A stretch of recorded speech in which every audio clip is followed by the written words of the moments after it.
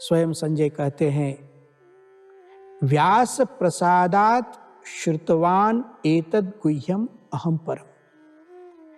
मैंने जो यह संवाद सुना, मुझे जो यह दूरदर्शन की शक्ति प्राप्त हुई, दूर श्रवण की शक्ति प्राप्त हुई, इस शक्ति का कारण व्यास प्रसाद, प्रसाद का अर्थ है कृपा।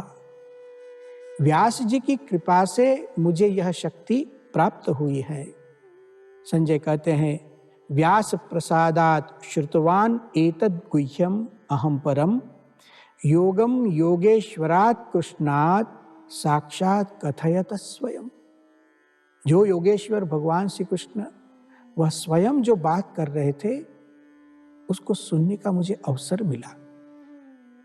संजय को दिव्य दृष्टि प्राप्त थी, लेकिन ऐसे तो वो जो घटना घटती थी उसी को बताते थे। फिर भी एक तथ्य यहां दिखता है कि संजय श्री कृष्ण के भक्त थे और उनको श्री कृष्ण की दिव्यता दिखती थी।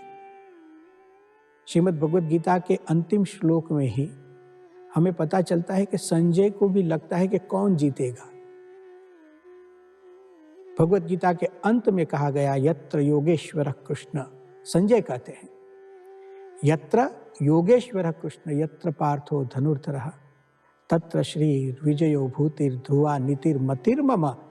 मतिर्मम का मतलब है, मेरे मत से यदि पूछो तो जहां योगेश्वर भगवान है और आज्ञा पालक धनुर्धारी अर्जुन है, वहां श्री विजय और भूति अर्थात ऐश्वर्य निश्चित है, अर्थात पांडव पक्ष जीतेगा ही। तो बहुत स्पष्ट रूप से संजय अपना अभिप्राय सुनाते हैं, इतिहास भी सुनाते हैं। ऐसे संजय, जैसे ही धृतराष्ट्र ने पूछा किम कुर्वत संजय, बताइए संजय मेरे पुत्र और पांडु के पुत्रों ने क्या किया, तब संजय उवाच, दृष्ट्वा तु पांडवानीकम व्यूढ़म दुर्योधनस्तदा आचार्यम उपसंगम्य राजा वचनम अब्रवीत। जैसे ही धृतराष्ट्र जी ने जिज्ञासा व्यक्त की, देखिए संजय कितने बुद्धिशाली हैं, उन्होंने महाभारत के वृत्तांत को कहना शुरू किया, लेकिन जो आरंभ करते हैं वो दुर्योधन की बात से करते हैं।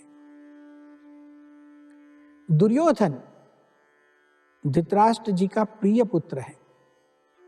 ऐसे तो 100 कौरव थे, इन 100 पुत्रों में दुर्योधन धृतराष्ट्र जी को अत्यंत प्रिय है और धृतराष्ट्र जी की तो इच्छा है दुर्योधन ही राजा बने। बहुत बुद्धिपूर्वक संजय जी ने दुर्योधन के वृत्तांत से आरंभ किया।